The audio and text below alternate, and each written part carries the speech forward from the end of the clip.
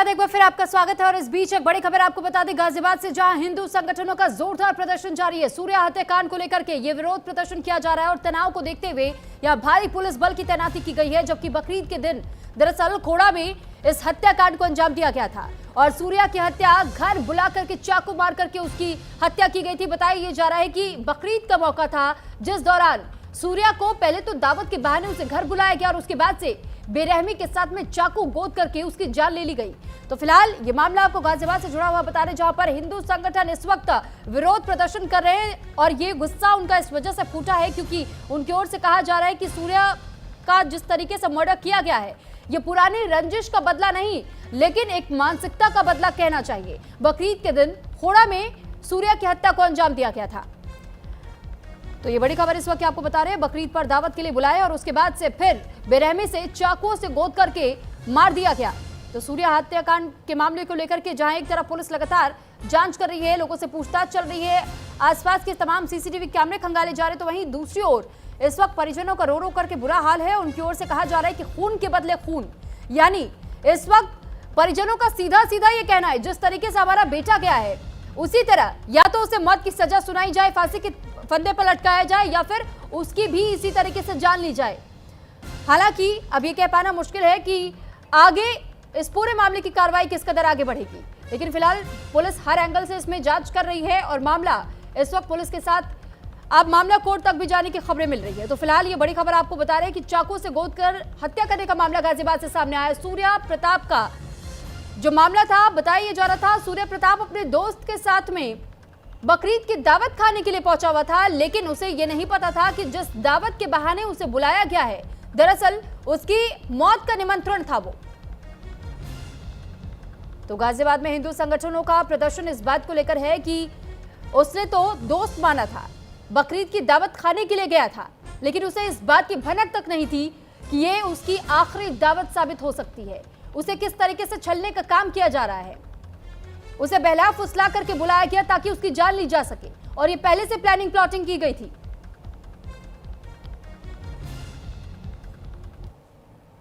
मैं यहाँ वो इस वक्त की तस्वीर जो है मैं आपको साझा करने का प्रयास कर रहा हूँ। तमाम हिंदू संगठन इस हत्याकांड के बाद यहाँ पर पहुँचे हैं और यहाँ नारे लगा रहे हैं। मैं आपको तस्वीरों में दिखाने का प्रयास करूँगा।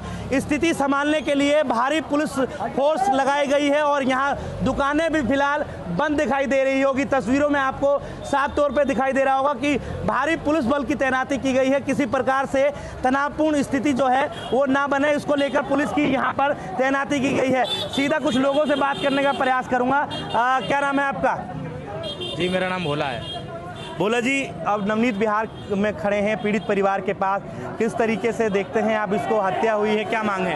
ये हत्या नहीं, ये साजिश है, क्योंकि उसे घर पे बुलाया गया था, उसे बताया गया था कि भाईचारा निभाना है, लेकिन भाई तो रह गया लेकिन चारा चारा बच गया। तो अब खून के बदले खून ही लिया जाएगा जी, और सुनवाई नहीं होती है तो यहीं उपद्रव होगा। देखिए साफ तौर पर जाहिर है आक्रोश है हिंदू संगठन के लोगों में और मेरे पीछे की जो तस्वीरें हैं मैं आपको दिखाने का प्रयास कर रहा हूं। कुछ लोग हैं मेरे साथ, उनसे बात करने का प्रयास कर रहा हूं। क्या नाम है आपका? नितिन राजपूत। निखिल जी, अभी जो स्थिति है सूर्य प्रताप की मृत्यु हुई है, बॉडी कुछ देर बाद बॉडी लाया जाएगा, क्या कुछ मांगे हैं आपको और यहाँ पर प्रदर्शन चल रहा है आप लोग? ये जिहादी जो हैं समझते हैं अपने आप को ज़्यादा होशियार। इन जिहादियों जब तक इनको गोली नहीं लगी तो ये सुधरेंगे नहीं। हमसे कमाते साले, हमको सोचते काटने के हिसाब से। बकरा ईद पे इनको पूरा वो था, प्लानिंग थी कि हिंदुओं काटे साले। इन जिहादियों का अच्छे सा इलाज हो, प्रशासन से हमारी विनती है सूर्य का वो करे, प्रशासन करे और इन जिहादियों को जल्दी जल्दी पकड़े। देखिए साफ तौर पर जो हिंदू संगठन के लोग हैं वो यहाँ भारी संख्या में धीरे धीरे पहुँच रहे हैं। अब से कुछ देर बाद यहाँ उसकी जो सूर्य प्रताप की बॉडी जो है वो पीड़ित परिवार के घर पर पहुंचने वाली है और यहाँ पर तमाम वो हिंदू संगठन और पुलिस बल को लगाया गया है जहाँ पर स्थिति जो है वो संभाली जा सके और कहीं ना कहीं न्याय की गुहार लगाकर उन पीड़ित परिवार के घर का उनकी मांग है कि कहीं ना कहीं अब एनकाउंटर के बाद ही उनको न्याय मिलेगा। पुलिस ने इस मामले में 3 नामजद आरोपियों को गिरफ्तार किया है, बाकियों से भी पूछताछ जारी है। गाजियाबाद से अजीत रावत की रिपोर्ट, न्यूज़ इंडिया। गाजियाबाद के खोड़ा में सूर्य प्रताप की मौत के बाद घर में मातम का माहौल छाया हुआ है।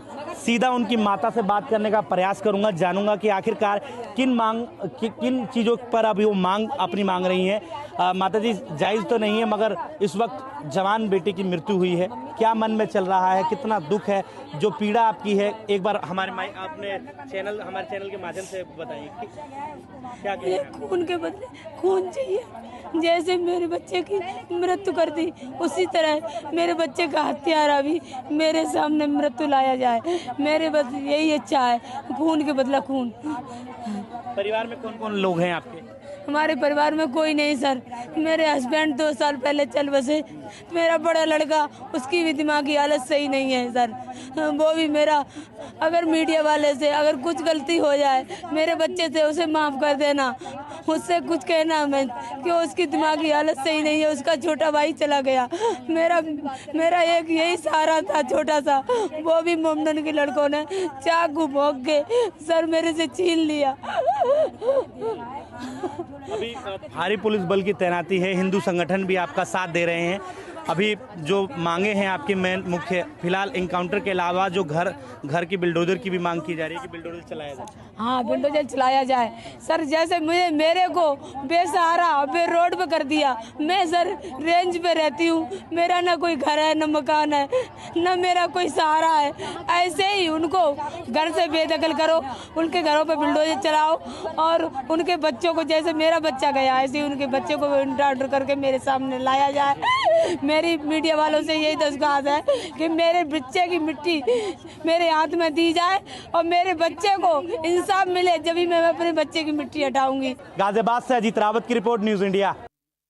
दिनांक 28 मई को थाना क्षेत्र खोड़ा में एक किशोर को चाकू लगने की घटना का संज्ञान में आया था, जिसमें तत्काल ही थाना क्षेत्र खोड़ा की पुलिस टीम के द्वारा मौके पर पहुंचकर उसे नज़दीकी अस्पताल में भर्ती कराया गया, जहां इलाज के क्रम में 29 मई को दिन के करीब 12 बजे उनकी मृत्यु हो गई। इस प्रकरण में परिजनों से प्राप्त तहरीर के आधार पर सुसंगत धाराओं में अभियोग पंजीकृत किया गया तथा आज इसी प्रकरण में थाना क्षेत्र खोड़ा की पुलिस टीम के द्वारा 3 नामजद अभियुक्तों को गिरफ्तार कर लिया गया है तथा घटना से संबंधित 2 अन्य संदिग्ध को हिरासत में लेकर के पूछताछ की जा रही है। पूरे प्रकरण में पूछताछ तथा साक्ष्यों के आधार पर अग्रिम वैधानिक कार्रवाई सुनिश्चित की जा रही है। जो मुख्य आरोपी है उसकी गिरफ्तारी हेतु भी टीमें गठित की गई हैं। हत्यारा कोई भी हो वो बख्शा नहीं जाएगा, उसको खोज निकाला जाएगा और हत्या करने वाले को फांसी पर चढ़ाने के लिए जो कार्रवाई होती है कानूनी, वो कानूनी कार्रवाई की जाएगी। सरकार कानून व्यवस्था को लेकर के बहुत गंभीर है और जिन लोगों ने ऐसा अपराध किया उनके खिलाफ कठोर से कठोर कानूनी कार्रवाई की जाए। 17 साल के लड़के को बहला के बुलाया। हाँ, जानकारी मिली है, वो दुखद घटना हो गई। एक घर का एक जो चिराग था, 17 साल की उम्र में किसी की इस प्रकार से निर्ममता से हत्या करना, यह निश्चित तौर से जो मन में जहर भरा हुआ है वही उन्होंने हत्या के रूप में निकाला है और उसके लिए जो दोषी होंगे कार्रवाई। और इसी के साथ फिलहाल इस बुलेटिन में इतना ही। नमस्कार।